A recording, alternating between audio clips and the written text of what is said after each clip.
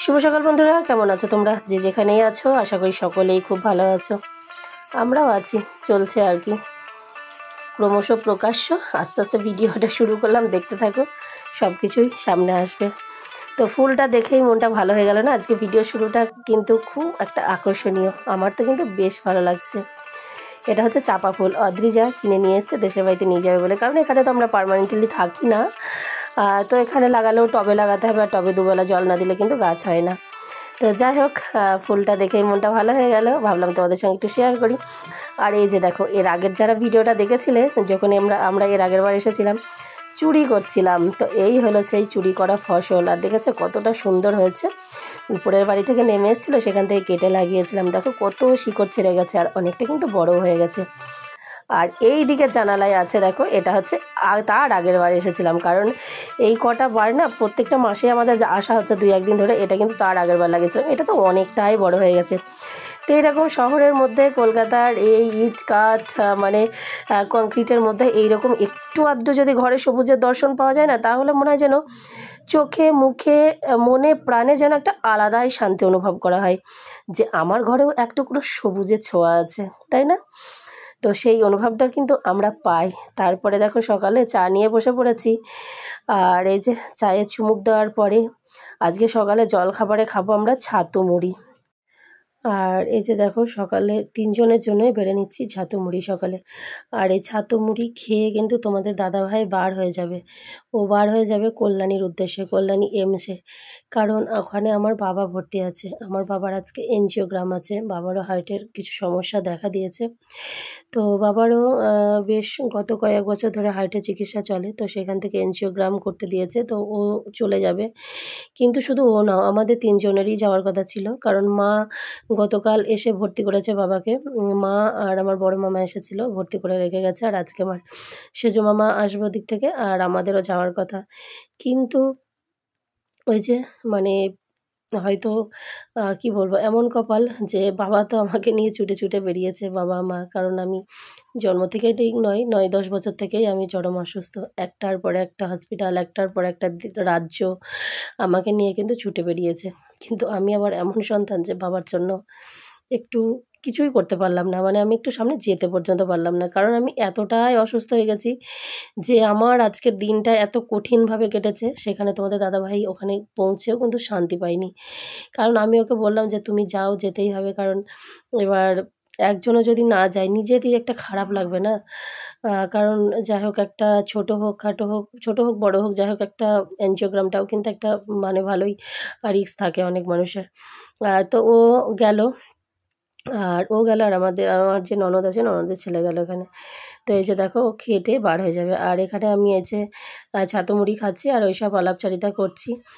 এইবার খাওয়া দাওয়ার পরে আমার হচ্ছে কি, আমার তো গতকাল থেকেই মানে ঠান্ডা লেগেছে, এত ঠান্ডা, এত ঠান্ডা, এত ঠান্ডা, এত অসুস্থ হয়ে পড়েছি যে আমি কোনো কিচ্ছু করতে পারিনি। তোমাদের দাদাভাই যখন গেছিলো তার আগে ও চালটা ভিজিয়ে গেছিলো, আর অদ্রিজা সেই ভাত টাত বসিয়ে রান্নাবান্না সব করেছে। কিন্তু আমার পরিস্থিতি মানে সময়ের পর যত সময় যাচ্ছে তত খারাপ, যত সময় যাচ্ছে তত খারাপ। ও ভাতটা করে ইন্ডাকশানটা অফ করে রেখেছে, কিন্তু আমি ফ্যানটা ঝরাতে যেতে পারছি না, যখনই উঠছি তখনই মনে হচ্ছে আমি পড়ে যাব। তো ও দেখো ডিম সিদ্ধ করেছে, ও বলছে ডিমের আমি ইয়ে করে নিই মা, ডিম আর আলু সিদ্ধ দেওয়া আছে, ওইটা দিয়ে কারি করে নিই।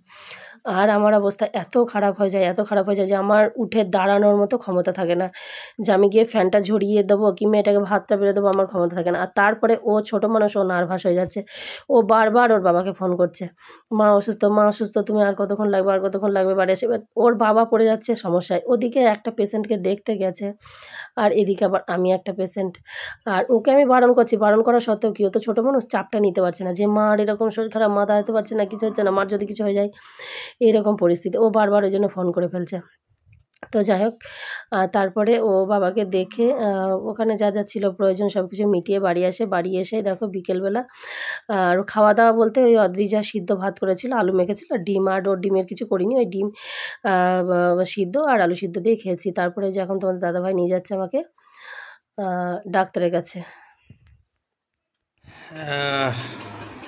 বন্ধুরা এই দেখুন, আপনাদের দিদিভাই ভাত খাবে না রাতে, তা ও নিজেই ডাক্তার দেখিয়ে আমি তো নিয়ে আসলাম, আর ডাক্তার দেখিয়ে আসার পর ডাক্তার বললো রেস্টে থাকতে হবে। আর এই দেখুন, তবুও নিজের হাতে রুটি করেছে, কাজ ওকেই সব কিছু করতে হচ্ছে, কে করবে? হ্যাঁ, আর এখন ক্লান্ত হয়ে অবসন্ন অবস্থায় শুয়ে আছে। আর আমরা ওই ভাত খাবো, তরকারি আমরা নিয়ে এসেছি, বাজার থেকে কিনে নিয়ে এসেছি, ওই দিয়ে খাবো। আর এই দেখুন আপনাদের দিদি ভাইয়ের অবস্থা, এই দোকান থেকে নিয়ে এসেছি মাছ ভাজা, আর এটা একটা, আর কাঁচা লঙ্কা আছে সঙ্গে, আর এটা হচ্ছে তরকা। এই দিয়ে আমরা আজকে খাবো। এই দেখুন অদ্রিজা চলে এসছে, ভাত মাখা শুরু করেছে, এরকম হয়ে গেছে দেখেছেন চোখ মুখটা। যাই হোক, আসি, কথা শেষ, ভালো থাকবেন সবাই। এই যে শান, কই শান?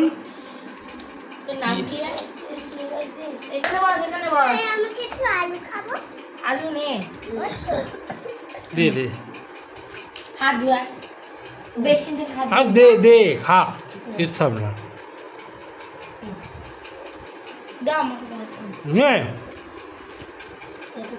বন্ধ করো তো। দেখো রুটি করেছিলাম আর উঠতে পারছি না,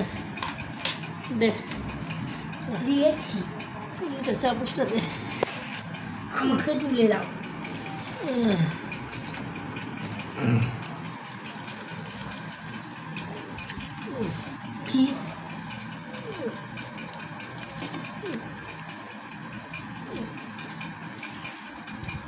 এই সেই ডিমটা ছিল, একটা ডিম আছে, বাবাকে দিয়ে দাও। কিন্তু ডিম ছিল, পিসটা আমি নিয়ে নেবো। তুমি পিস ডিম খাবা। তো দেখো খাওয়া দাওয়া তো হয়েছে আর বিছানাও হয়ে গেছে। এই সোফাটায় আমি শুচ্ছি, আর ওখানে অদ্রিজার বাবা শোবে, কারণ আমার তো চরম ঠান্ডা আর আমি নিচে শুতে পারছি না, ওই জন্য এখন ওপরেই শোবো। আর তোমাদের দাদাভাই আমাকে গরম জল এনে দিল ভেপার নেওয়ার জন্য, তো আমি নিচ্ছি ভেপার। আর ভেপারটা নেওয়ার পরে যেন একটু আরাম বোধ করছি, একটু শ্বাস নিতে পারছি। আর তোমরা হয়তো ভাববে প্রত্যেকটা ভিডিওয়ে অসুস্থ, কিন্তু কি করব বলো, এটাই আমার জীবন।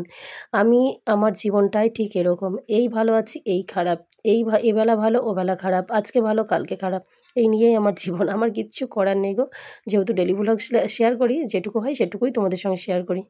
চলো ভিডিওটি এখানেই শেষ করলাম, সকলে ভালো।